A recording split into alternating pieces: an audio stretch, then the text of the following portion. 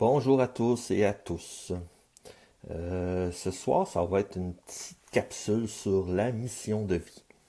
Quand la mission de vie va, tout va. En gros, il y a beaucoup de gens qui se posent la question, c'est quoi ma mission sur Terre? Qu'est-ce que je suis venu faire ici?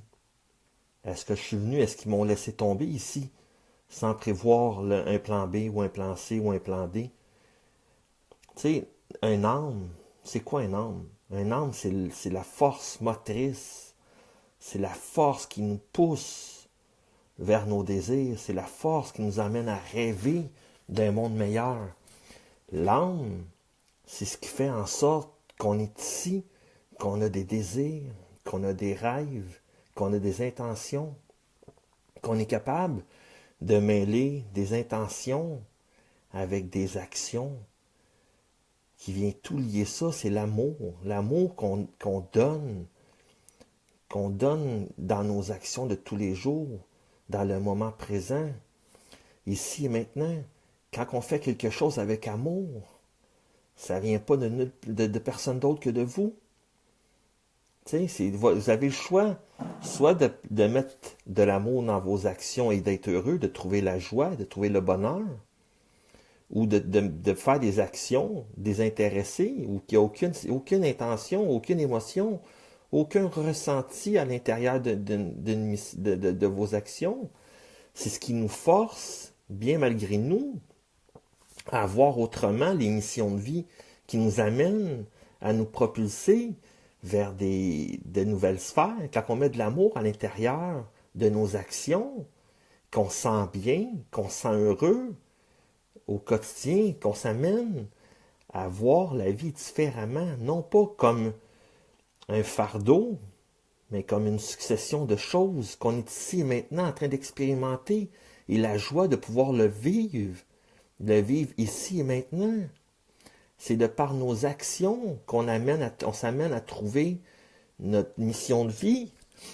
C'est par des prises de conscience au quotidien, qu'on finit par trouver des petites brides de nos missions de vie.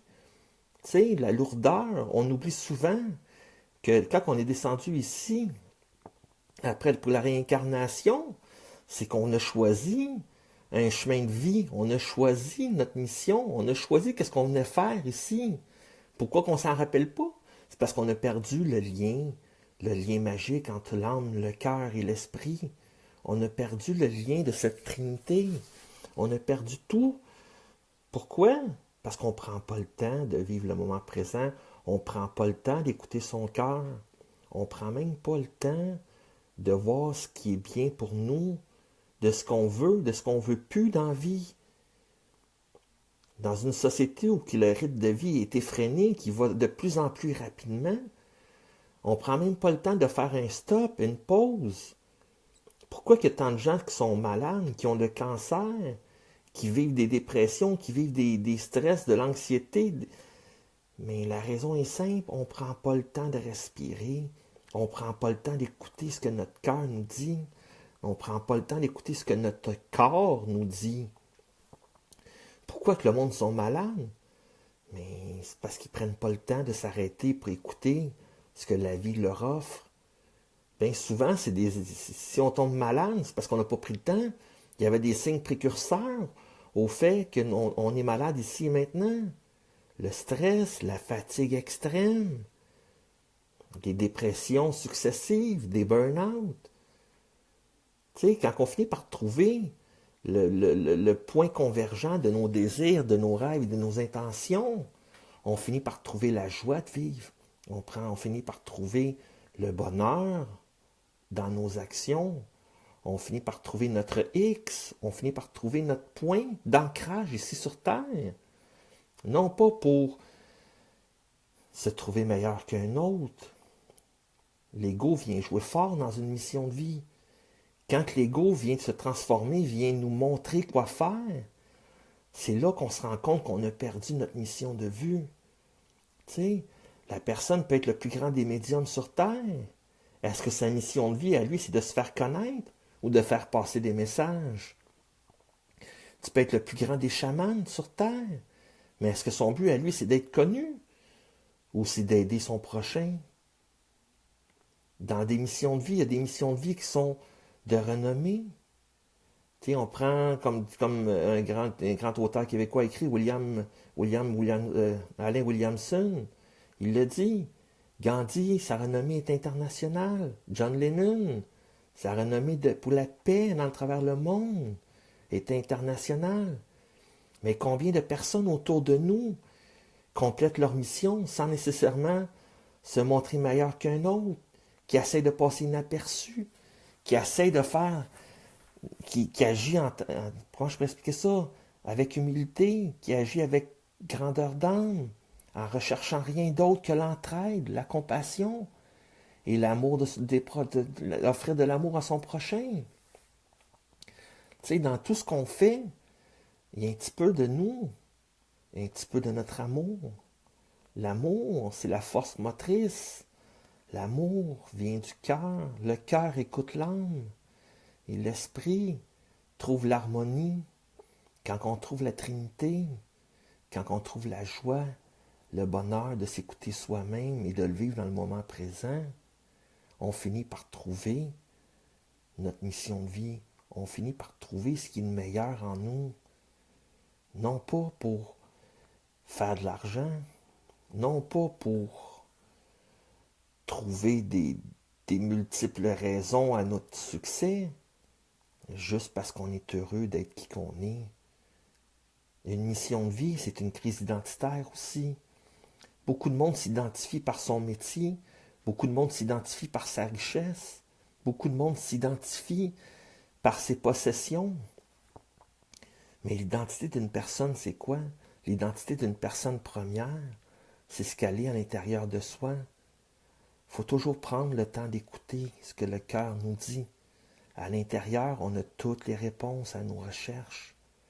Si on prendrait le temps d'écouter notre cœur lors des moments difficiles, on trouverait peut-être les solutions plus facilement, au lieu de le trouver dans le chimique, au lieu de le trouver dans l'adversité, au lieu de le trouver dans donnant notre libre arbitre à une autre personne. On dispose de tous disposent des outils nécessaires afin de trouver sa mission de vie. Une mission de vie, des fois, ça ne prend pas une vie pour la compléter. Des fois, ça peut te prendre 1 an, 2 ans pour la compléter ta mission de vie. Tu sais, des missions de vie, il y en a des multitudes. Il y a autant de missions de vie sur Terre qu'il y a d'êtres humains qui ont vécu sur Terre. Arrêtons de nous comparer aux autres. Arrêtons de nous comparer aux actions que les autres entreprennent. Chaque personne est unique, chaque mission est unique. Chaque mission peut compléter une mission d'une autre personne. Voilà pourquoi il faut trouver le point convergent, trouver l'ancrage ici et maintenant, afin de combiner nos forces, afin de combiner nos efforts et nos actions, dans le but de créer un monde meilleur. Les missions sont, comme je disais tantôt, sont uniques. Les missions de vie, chaque personne dispose d'une mission de vie. Des fois, elles sont pas mal plus difficiles que d'autres, sont pas mal plus difficiles à voir, à compléter. Mais chaque mission de vie nous amène à nous surpasser. Chaque mission de vie nous appartient. Quand on vient ici sur Terre, on a une mission qui est d'accomplir les plus belles choses, accomplir des choses qui sont au point de vue de la communauté, au point de vue national, au point de vue international. Mais avant de viser le top des tops, prenons donc le temps de viser soi-même, l'amour qu'on peut s'offrir à soi-même avant de vouloir offrir de l'amour de par nos actions et nos intentions aux autres. Tout commence par soi et tout se termine par soi. L'amour de son prochain. Tant son temps que vous n'avez pas vécu l'amour de par vous-même, vous ne pourrez jamais offrir un amour à quelqu'un d'autre. Prenez le temps d'écouter votre cœur qui va communiquer avec vous. Prenez le temps de communiquer avec votre cœur qui, lui, va communiquer avec votre âme, qui va pouvoir venir vous montrer c'est quoi votre mission de vie afin de pouvoir avoir des successions d'événements chaleureux, heureux et remplis de bonheur. Une mission de vie, ça se trouve lorsqu'on a le cœur en joie, le cœur heureux, qu'on finit par accepter et accueillir la vie telle qu'elle est. C'est à ce moment-là qu'on trouve notre mission de vie. La mission de vie vous appartient. Il n'y a personne d'autre que vous qui peut l'accomplir. Peut-être que vous allez croiser du monde, des gens sur votre route qui vont vous aider à un moment donné pour accomplir une certaine période de votre mission de vie. Mais l'accomplissement final de votre mission de vie n'appartient qu'à vous-même, n'appartient qu'à ceux et celles qui l'ont choisi de l'accomplir. Je vous souhaite une très belle journée. Faites attention à vous et je vous souhaite de joyeuses fêtes si on ne se revoit pas.